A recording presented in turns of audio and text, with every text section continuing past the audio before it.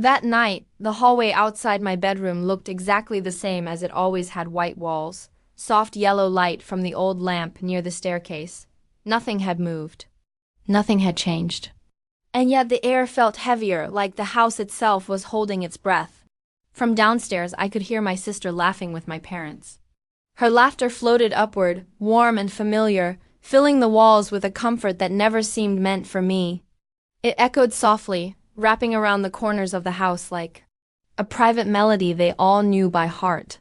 Somewhere between the quiet of the hallway and the sound of that laughter, something finally settled inside me. Some people don't truly see you until the space you leave behind becomes impossible to ignore. My name is Emily Warren.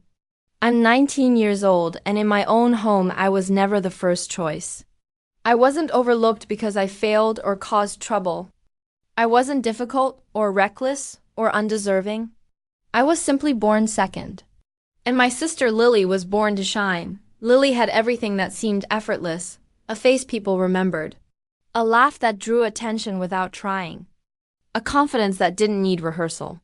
She made ordinary moments look meaningful just by standing in them. Teachers adored her. Neighbors praised her. My parents revolved around her as if she were the center that kept everything balanced. They always said they loved us equally. They just didn't love us the same way. I didn't recognize the imbalance right away. Children rarely do.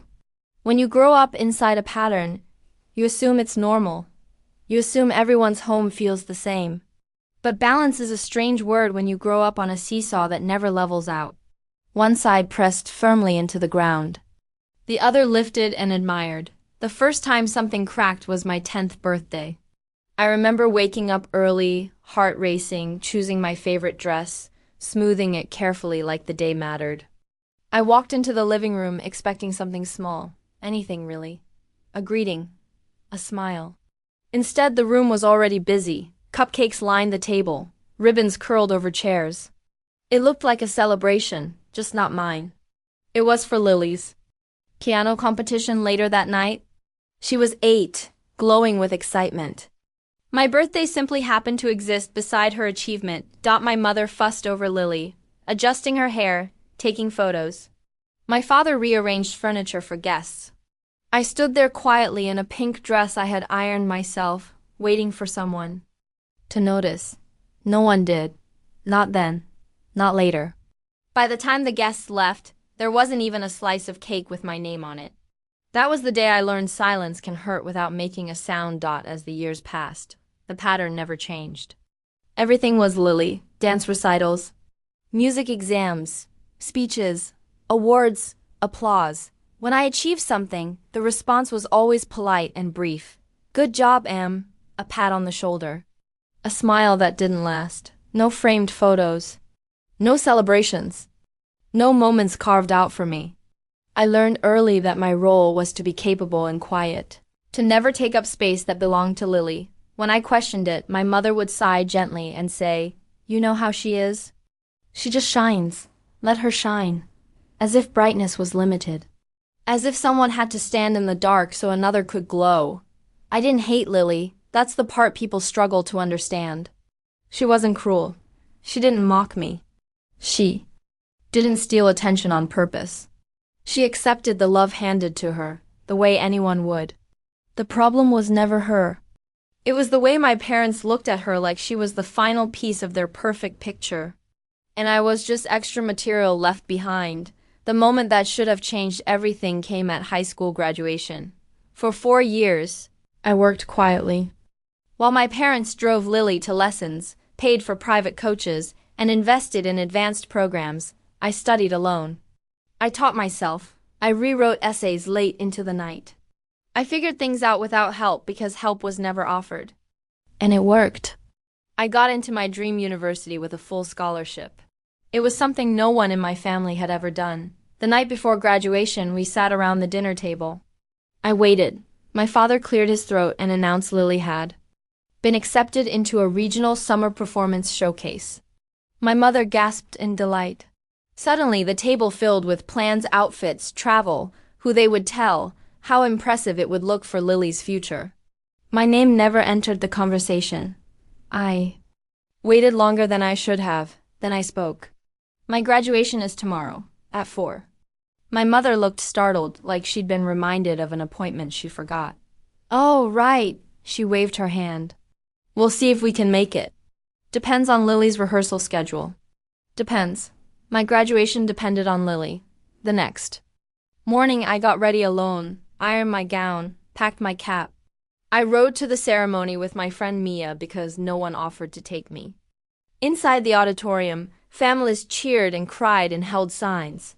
I searched the front row. 3 seats sat empty. The ones I saved, I crossed the stage. Shook hands, smiled. I heard one clap. Mia's. On the way home, my phone buzzed. A message. From my mom. Sorry, hon. We got caught up. How did it go? Caught up. That phrase felt heavy and final. It didn't go. It happened without them. I didn't reply. Not that day. Not when Lily came by holding a cupcake box with one missing. Already. Congrats, she said. Mom said you did great. They didn't come, I said. She shrugged. They were busy. Busy was never an excuse when it came to her. Something inside me went still. Not sadness, not anger, something quieter. Something deliberate. After she left, I wrote a letter. Simple, honest, no begging. Then I packed a small bag and walked out at 3:17 p.m. No one stopped me. No one noticed. I taped the letter to the fridge, right where Lily's schedules lived. Then I left. The bus ride was silent. Clean silence. My first night in the new apartment was empty and perfect because it was mine. University began 2 weeks later. I became just Emily, no explanations. No history. That's where I met Alex Carter. Quiet, steady, comfortable with silence. He listened. And when I finally told him everything, he didn't pity me. He got angry for me. People choose what they show up for, he said. Back home, the letter did what my voice never could. It said, I want a family that shows up. I'll go find one. And one final line. You chose Lily. I choose me. The calls came. I didn't answer. 2 days later, Lily called screaming, panicked, desperate. For the first time, her voice broke not on a stage, but in the absence I left behind. I listened. I didn't speak. Then I hung up. That was the moment everything changed. Not because I left, but because, they were forced to see the space he took up when I wasn't there. Leaving wasn't revenge. The revenge was watching them realize they had lost something they assumed would always stay. I didn't expect anything from them after that call. Silence was familiar, and this New Zealand's was mine, not something pressed against me. Days passed. I studied, worked, made coffee with Alex between classes, learned how to cook ramen without burning the pot, and got a part-time job in the library. My life was small, but it was clean and quiet. Nobody demanded anything from me. Nobody asked me to disappear. Then one evening when I was finishing a lab assignment on the library computers, my phone buzzed with a number I didn't recognize. I answered without thinking. Emily, it was me, mother. My whole body stiffened, reflex muscle memory of years off tension. Her voice sounded different, thinner, quieter, edges worn. We haven't heard from you, she said, as if I didn't know that. Are you okay? Yes, I said simply. Nothing extra. No explanation. She waited for me to fill the silence, but I didn't. She cleared her throat, searching for words she had never practiced. Your sister is very upset, she said, phrasing it like Lily's emotions were at center again. Okay, I said, neutral, steady. She breathed into the phone long and shaky. Can you come home for dinner this weekend? I didn't feel anything. No spike of anger, no rush of longing, just emptiness, a kind of clarity. So I asked the question I never dared ask when I still lived in that house. Why? Her silence was loud like a room full of things unsaid. We just want to see you. Wanting and showing up are not the same thing. That was the difference they never understood. I can't, I said. Then I hung up. I didn't block her. I didn't explain. I didn't apologize. I didn't soften the blow like old Emily would have. I just said no. Saying no is a kind of freedom that most people never learn, especially the ones who we're always expected to say yes. Later that night, I told Alex what happened. I nodded like someone who understood the shape of old wounds. They'll keep calling. Sighed, not as a warning, but as a prediction. They can call. I shrugged. I don't have to come. Hesmoled slightly like someone watching a person grow into themselves. Good Hesed. 2 weeks passed. Then one afternoon, I got home from class and found someone waiting by my apartment building gate. Lily sitting on the small concrete ledge like she had been there a while. Her hair was messy. No perfect curls, no performance makeup, no shiny dress. Just jeans, an oversized hoodie, and a face that looked like she hadn't slept. She saw me and stood up so fast she almost tripped. What are you doing, girl? I asked. She didn't answer immediately. Instead, she walked up to him and held something out. A folded paper. My letter, the original one from fridge, the tape still stuck to Theckerner. Mom keeps it in her purse now, she said, voice unsteady. Dad keeps a picture of it on his phone. Those words hit differently. Because I cared, but because I could see it. The image of my handwriting becoming something permanent in a house that once forgot I existed. I came to talk, she said.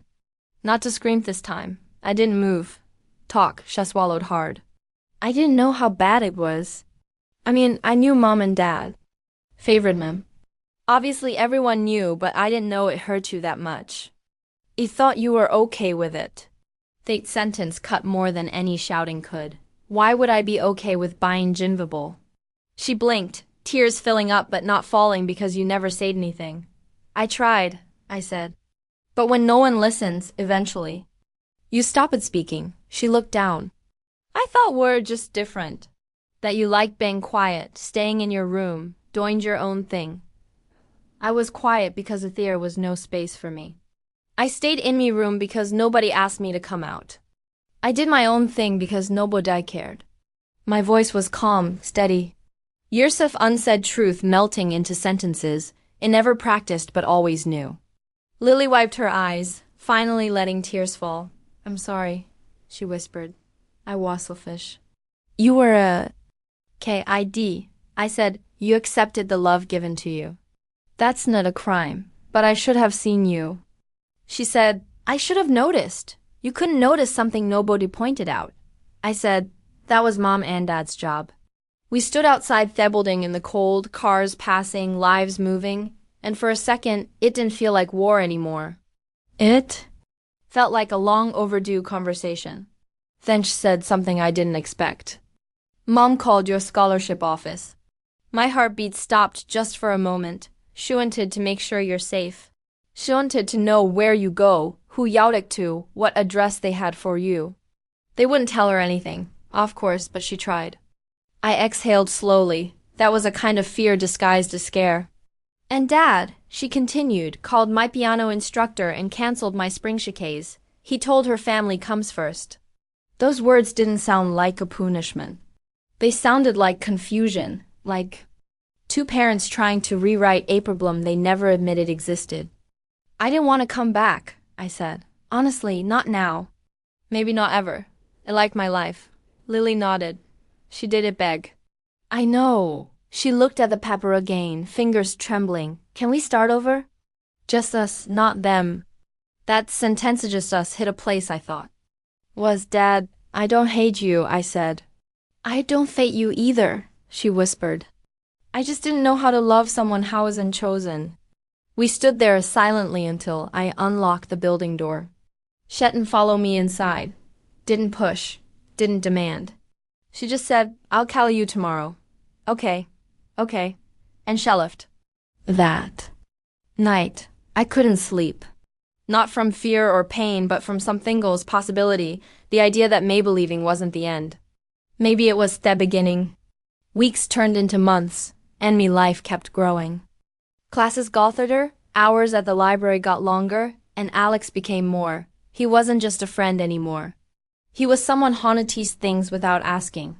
Someone who remembered how I liked my coffee and when I needed quiet instead of conversation. He never tried to fix my past. He just sat with it. Around midterm break, I received an envelope in the mail. No return address. My stomach clenched when I saw the handwriting, my father's. I opened it with shaking hands. Inside, there was a single document, a bank transfer slip, a larger donation to my university's support fund in my name. Below it, a handwritten it. We didn't show up for you. We can undo that, but we can show up now. Dad, no excuses. No paragraphs of explanation, just a gesture. Not to buy him back, not to bribe, not to guilt. A gesture of acknowledgement. I didn't call, but I didn't throw it away either. I placed it in a drawer. Slowly, painfully slowly. My family began to change because they had to face life without the daughter who never asked for anything. And finally did. Space. Lily and I talked once a week. Not long, not intense, not healing everything, just small truths. She told me she was in therapy. That one hit different. Real different. I'm learning to stop performing, she said. I'm learning to stop disappearing. I said for the first time, we weren't competing for attention. We were just living our separate lives, choosing connection, not fighting for it. 8 months after I left, I received a voicemail from my mother. Just her voice. No demands. We're proud of you, she said softly. No matter what, that was all. Not enough to erase what happened. Not enough to fix every birthday, every recital, every forgotten celebration. But enough to say something had shifted. I didn't return home. I didn't move back. I didn't throw myself into their arms and pretend everything was fine. I built my life from the ground up with textbooks and cheap coffee and nights writing essays on a mattress with no from. I created something they never gave me. A place where I showed up for myself. The story didn't end with screaming or revenge in flames. It ended with a letter, a choice, and a silent seat that finally belonged to me.